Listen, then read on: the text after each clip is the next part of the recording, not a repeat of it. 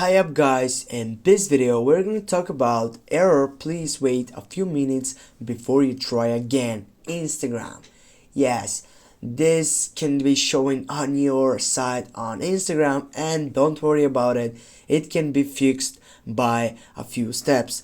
Firstly, you need to make sure that your internet connection is very good, and you need to turn off your Wi-Fi to take a look again if there is again that error, or you can just take it your Wi-Fi and then get back to your mobile data.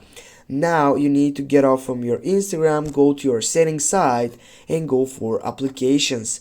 Now you need to go for manage applications and scroll down, and or just type on the search box for Instagram to don't waste your time.